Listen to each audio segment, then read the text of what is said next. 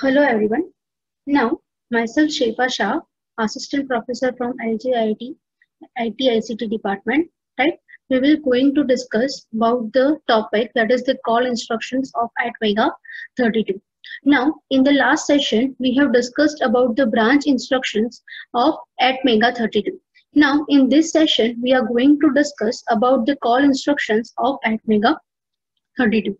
So let's go forward to this. So first of all, what are basically the call instructions? So call is used to call a subroutine, right? So whenever there will be same like the branching instructions, right? Whenever there are more than two tasks in a program, right, and the task which is required frequently, we used to make that particular you frequently used task in a subroutine such that the in a subroutine such that the whenever the program that program is required, we will call that particular program from the main program, and after execution of this subroutine, the program will return to the main program. Yeah, so this is the requirement of the call instructions, right? Generally we use the call instructions when we make a time delay loop, right? Whenever there will be a delay calculations in the program, we will call, or wherever there will be interrupts at that particular time, we will use this call instruction for to make a subroutine. Clear? Now there are in AVR there are basically four call instructions. First, that is a call, which is a long call. Second, that is R call, which is relative call. Third, that is the I call, that is indirect call. And fourth, that is EI call, that is the extended indirect call, right? So let's discuss one by one type of call instructions. So first we are going to discuss about the call instructions. So what are the basically call instructions? As we have discussed the significance of call instruction, from this it has been discussed that the call instruction is a 4-byte instruction, right? From the 4-byte instruction, 4-byte, that means total 32 bits are required, right? So out of 32 bits, 10 bits are used for the opcode, that is for the call, right? And other 22 bits are used for the address bus. As we have said that our program counter in AVR, that is of 22 bits, right? So maximum 4 MB of memory can be located or can be pointed using this program counter. So the 10 bits required for that will be a 10 bits required for the opcode and 22 bits required for the address, right? Now call can be used to call subroutines placed anywhere in the 4 megabyte address space. So as the address required, that is the 22 bit, so the total memory space that will be 2:22, that will be 4 MB, right? So 4 MB will be required for the AVR, right? And in this address space, what we can do is we can, with the use of call instruction, that particular address can be pointed anywhere where the subroutines are written. Yeah. Next, that is as you can see in the below figure, it is shown that it is a total 32-byte instruction. In the next figure, right, in this the 3 8 bits are required for the address, right? That is 3 8 bits will be required for the address, and another, that is 20 bits will be required for the opcode, that is nothing but for our call instructions, right? So as you can see in the figure, the address will running from K, that will be running from 0 to 3 F, that is 3 into 5 times F, so it will go to 4 MB mega space, right? Whereas that is 4, okay, when we decode the 4, when we detect the K value, that will be equal to 0, address, starting address will be 0, and then last ending address will be the 4 MB. Clear? So this is the call instruction which we used in delay, or you can say interrupt, right? Wherever there will be a frequent task which are used frequently for running, that particular task we will return in a subroutine and we will use with the help of call instructions, right? Now how does the call instruction work? So in behind the call instruction, that is whenever the call instruction is executed, what does it happens? The program counter has stored the next instruction which is to be fetched, the address of the next instruction to be fetched, right? But whenever there will be a call instruction, that means the program counter need to jump that particular address of the subroutine. So what will happen is that the address which has been stored in the program counter will be stored in the stack, right? And the subroutine will be executed, and after the execution of subroutine, whenever the program will return to the main point, the address which is stored in stack will be retrieve back in the program counter, so that from that particular address the program will get continued, right? So in behind the call instruction there is a working of stack. So let's see the working of stack. Now in stack, what does it happens is, stack is normally called as a stack is a section of RAM to store information temporarily. The information could be a data or address, right? And stack follow the LIFO structure, that means last in first out. So what does the stack will do? The stack will point out the highest memory address in the stack location, in the RAM location, right? And it is decremented by 1 as it will add number of address can be stored. And whenever there will be a retrieving of address, then the last that is entered, the last address which is entered, that will come first out, and then again that will be incremented by 1, right? So first it is decremented by 1, and then while retrieving, the stack will be incremented by 1.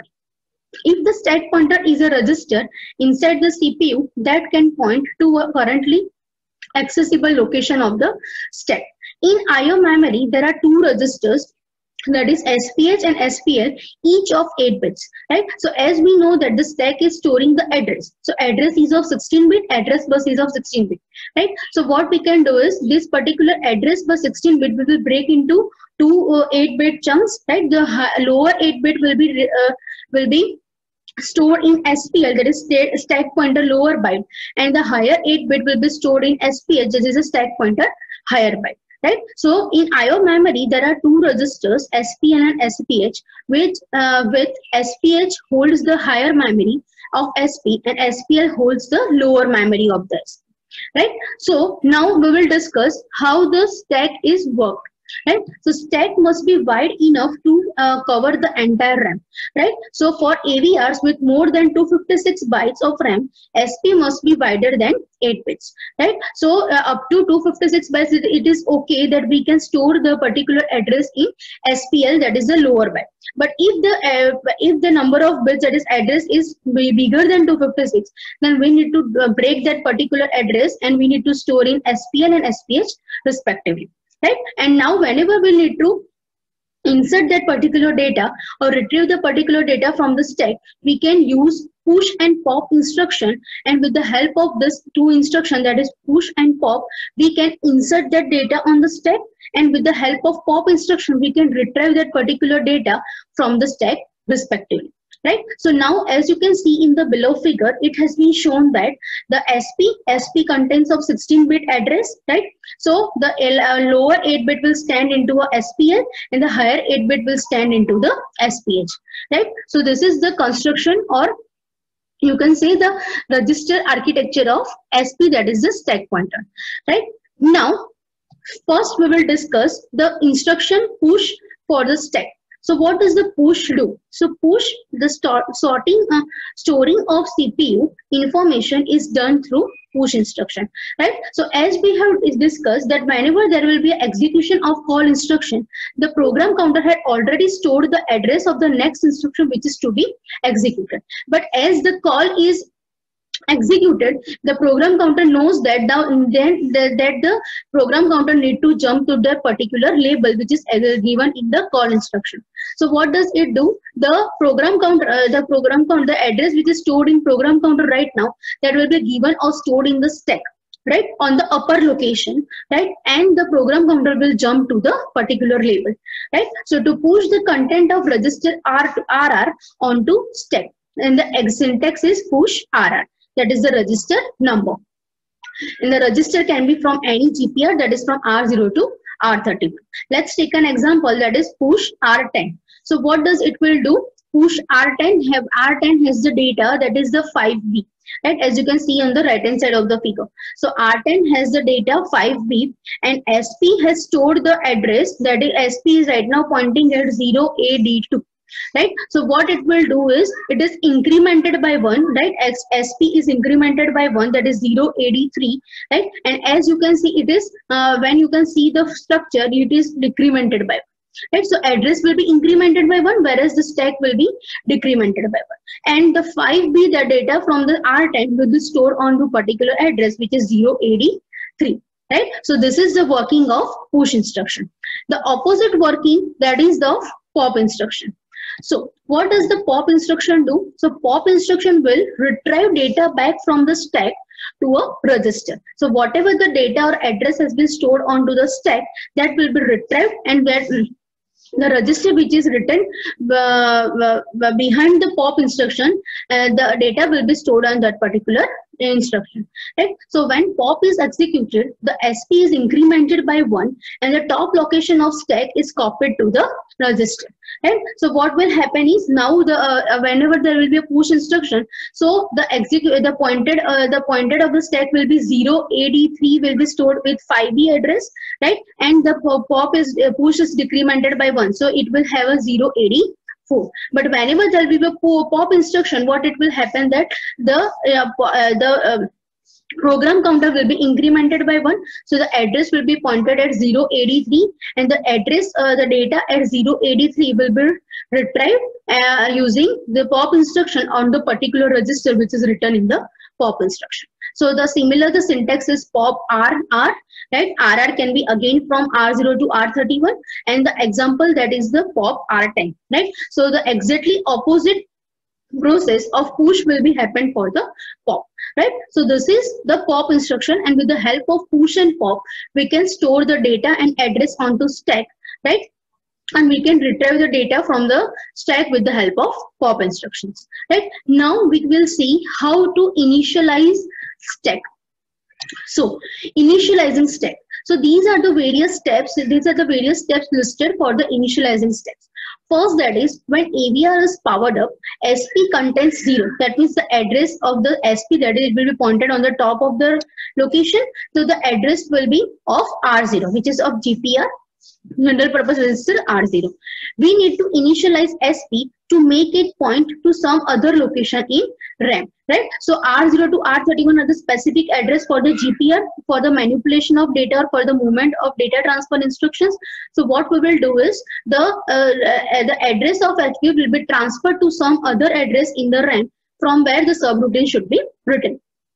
In AVR, stack grows from higher memory to lower memory. It is convention to initialize stack at the uppermost location. So stack will always start from the uppermost location, and whenever the push instruction will be used, it will be always decremented by 1, right? So in AVR, we represent the last location of RAM with the word, that is RAM end, right? As the RAM is not specified with the different types of AVR.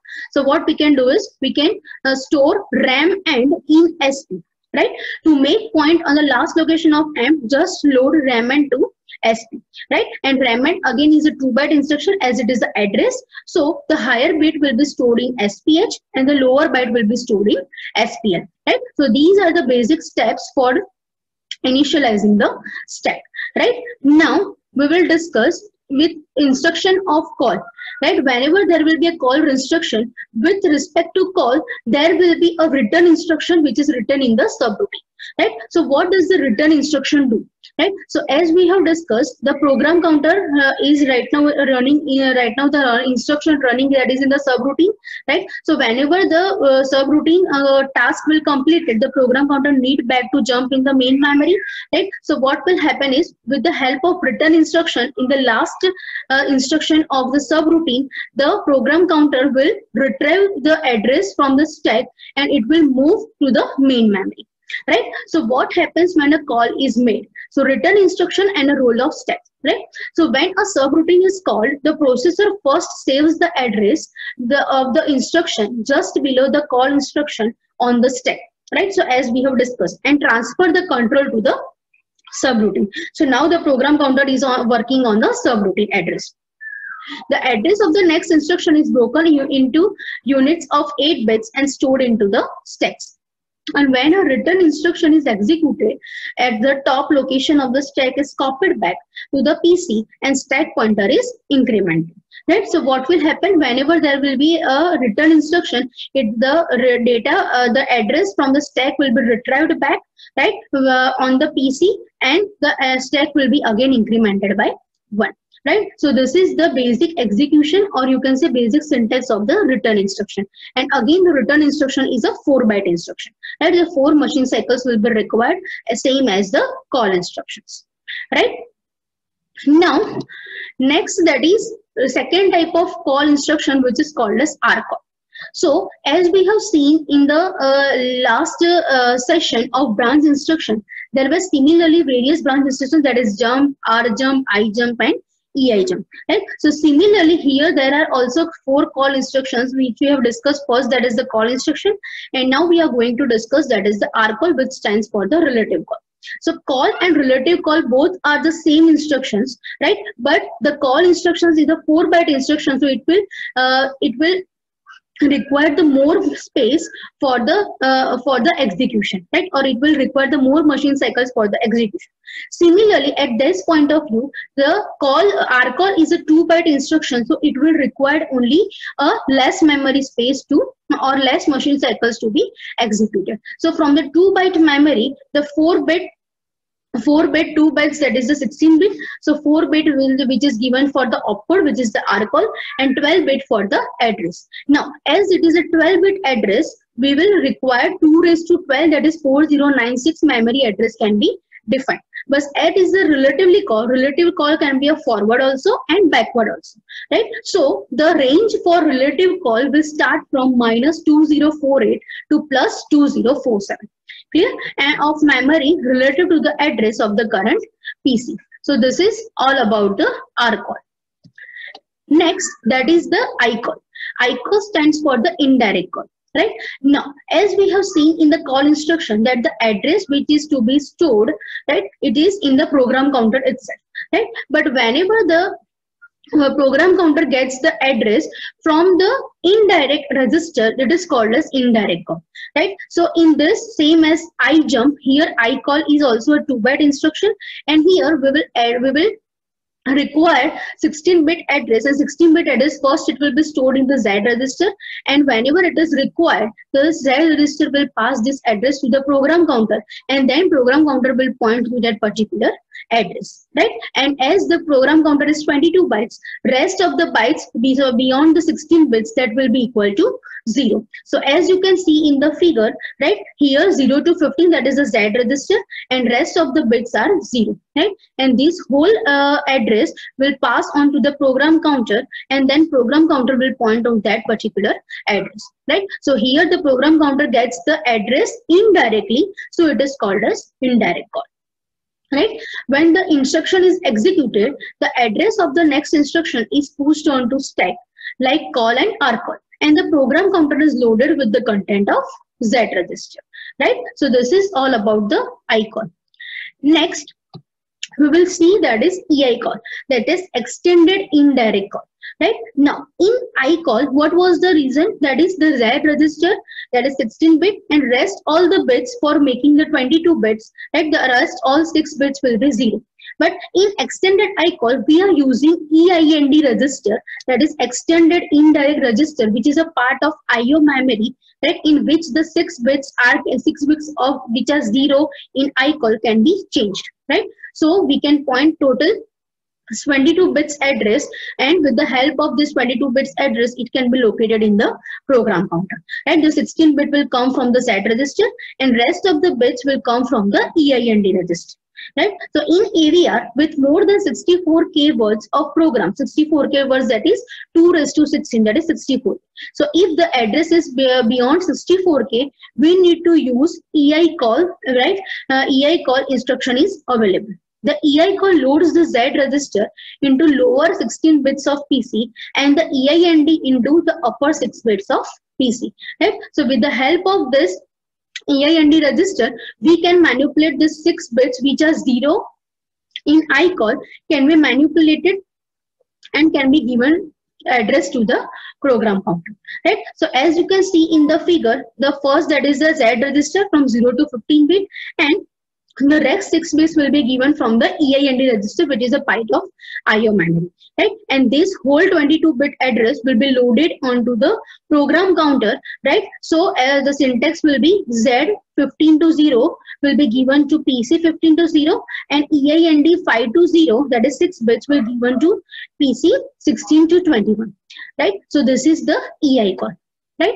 So here we have discussed about the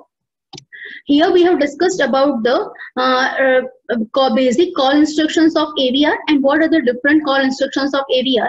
And with the call instructions, there is a topic of stack which we have discussed, how to locate stack, how to load the stack pointer, and how to retrieve back the data or address from the stack pointer. Right. So that's all for today's session. Thank you.